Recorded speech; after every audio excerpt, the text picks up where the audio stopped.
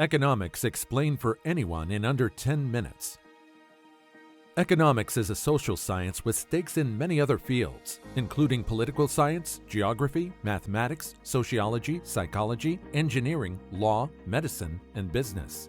The central quest of economics is to determine the most logical and effective use of resources to meet personal and social goals. Production and employment, investment and savings, health, money and the banking system, government policies on taxation and spending, international trade, industrial organization and regulation, urbanization, environmental issues, and legal matters such as the design and enforcement of property rights are just a sampling of the concerns at the heart of the science of economics. Sit tight for an insightful watch that will enlighten you in all matters of economics. Is there anything that you'd like to understand in and around the science of economics? Kindly let us know in the comment section below. Economics is about making choices. We make all kinds of choices every day. How much should I spend on gas? What's the best route to work? Where should we go for dinner? Which job or career should I go for? What are the pros and cons of finishing college versus taking a job or investing in the next best internet startup? Which roommate should take care of washing the dishes? Can I get that dog as a pet? Should I get married? Have children? And if so, then what? Which politician should I vote for when they all claim they can improve the economy or make my life better? What is the economy anyway? What if my personal or religious principles conflict with what people tell me is the best economic interest? Many questions. Economics. Many people hear the word economics and they think it's all about money. Economics is not just about money. It's about weighing different choices or alternatives. Some of those important choices involve money, but most do not. Most of your daily, monthly, or life choices have nothing to do with money, yet they are still the subject of economics.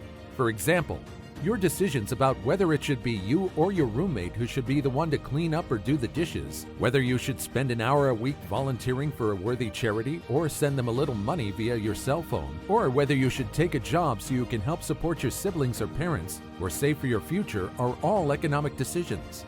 In many cases, money is merely a helpful tool or just a veil standing in for a partial way to evaluate some of the goals you really care about and how you make choices about those goals. You might think economics is all about economizing or being efficient, not making foolish or wasteful choices about how you spend or budget your time and money. That's certainly part of what economics is about. However, that's just the tip of the iceberg. We all know that we can save money or time by being more efficient in our planning. A trip to the supermarket can be coordinated with a trip to take your child to school or deposit a check at the bank across the street to save on gas. But we sometimes don't choose the most efficient options. Why not? Economics is also about plumbing the depths of why we sometimes do and sometimes don't make what seem like the most economizing or economic choices. Economics is a social science concerned with producing, distributing, and consuming goods and services. It studies how individuals, businesses, governments, and nations choose how to allocate resources. Economics focuses on the actions of human beings, based on the assumptions that humans act with rational behavior, seeking the most optimal level of benefit or utility. The building blocks of economics are the studies of labor and trade. Since there are many possible applications of human labor and many different ways to acquire resources, it's the task of economics to determine which methods yield the best results. Economics can generally be broken down into macroeconomics, which concentrates on the behavior of the economy as a whole, and microeconomics, which focuses on individual people and businesses. One of the earliest recorded economic thinkers was the 8th century BC Greek farmer and poet Hesiod, who wrote that labor, materials, and time needed to be allocated efficiently to overcome scarcity. But the founding of modern Western economics occurred much later, generally credited to the publication of Scottish philosopher Adam Smith's 1776 book, An Inquiry into the Nature and Causes of the Wealth of Nations. The principle of economics is that human beings have unlimited wants and occupy a world of limited means. For this reason, the concept of efficiency and productivity are held paramount by economists. They argue that increased productivity and more efficient use of resources could lead to a higher standard of living. The study of economics is generally broken down into two disciplines.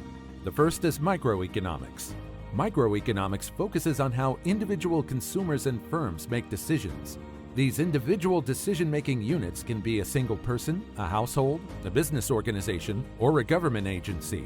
Analyzing certain aspects of human behavior, microeconomics tries to explain how they respond to changes in price and why they demand what they do at particular price levels. Macroeconomics tries to explain how and why different goods are valued differently, how individuals make financial decisions, and how individuals best trade, coordinate, and cooperate with one another. Microeconomics topics range from the dynamics of supply and demand to the efficiency and costs associated with producing goods and services. They also include how labor is divided and allocated, how business firms are organized and function, and how people approach uncertainty, risk, and strategic game theory. The second one is macroeconomics.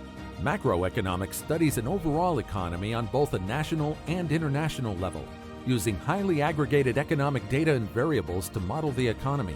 Its focus can include a distinct geographical region, a country, a continent, or even the whole world. Its primary areas of study are recurrent economic cycles and overall economic growth and development. Topics studied include foreign trade, government fiscal and monetary policy, unemployment rates, the level of inflation and interest rates. The growth of total production output is reflected by changes in the gross domestic product, GDP, and business cycles that result in expansions, booms, recessions, and depressions. Micro and macroeconomics are intertwined. Aggregate macroeconomic phenomena are obviously and literally just the sum of microeconomic phenomena. However, these two branches of economics use very different theories, models, and research methods, which sometimes appear to conflict with each other. Integrating the microeconomics foundations into macroeconomic theory and research is a major area of study in itself for many economists. While having a basic understanding of economic theory isn't perceived as being as important as balancing a household budget or learning how to drive a car, the forces that underpin the study of economics impact every moment of our lives. At the most basic level, economics attempts to explain how and why we make the purchasing choices we do. 4 key economic concepts: scarcity, supply and demand, costs and benefits, and incentives can help explain many decisions that humans make. Let's start with scarcity. Everyone understands scarcity, whether they're aware of it or not, because everyone has experienced the effects of scarcity.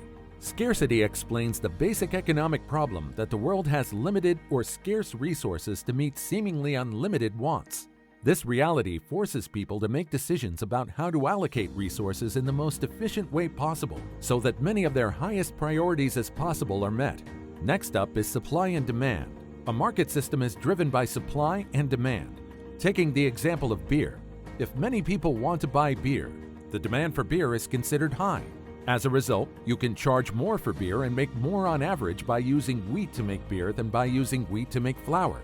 Hypothetically, this could lead to a situation where more people start making beer, and after a few production cycles, there's so much beer on the market, the supply of beer increases, that the price of beer drops.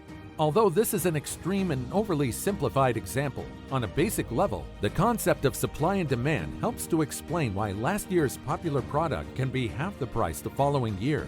The third is costs and benefits.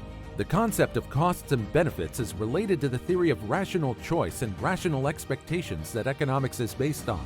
When economists say that people behave rationally, they mean that people try to maximize the ratio of benefits to costs in their decisions. If demand for beer is high, breweries will hire more employees to make more beer, but only if the price of beer and the amount of beer they're selling justify the additional costs of their salary and the materials needed to brew more beer.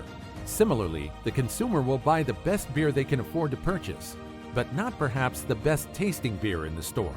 The concept of costs and benefits applies to other decisions unrelated to financial transactions. Although economics assumes that people are generally rational, many of the decisions that humans make are actually very emotional and do not maximize our own benefit. For example, the field of advertising preys on the tendency of humans to act non-rationally. Commercials try to activate the emotional centers of our brain and fool us into overestimating the benefits of a given item. Finally, we have incentives. If you're a parent, a boss, a teacher, or anyone with the responsibility of oversight, you've probably been in the situation of offering a reward or incentive in order to increase the likelihood of a particular outcome. Economic incentives explain how the operation of supply and demand encourages producers to supply the goods that consumers want and consumers to conserve scarce resources. When consumer demand for a good increases, then the market price of the good rises, and producers have an incentive to produce more of the good because they can receive a higher price. On the other hand, when the increasing scarcity of raw materials or inputs for a given good drives costs up and producers to cut back on supply, then the price they charge for the good rises. Consumers have an incentive to conserve their consumption of that good and reserve its use for the most highly valued uses. If you want to understand wealth, poverty, growth, trade, money, jobs, income, depression, recession, prices, and monopolies, and study what makes the world work from day to day, you'll be fascinated by the complex field of economics.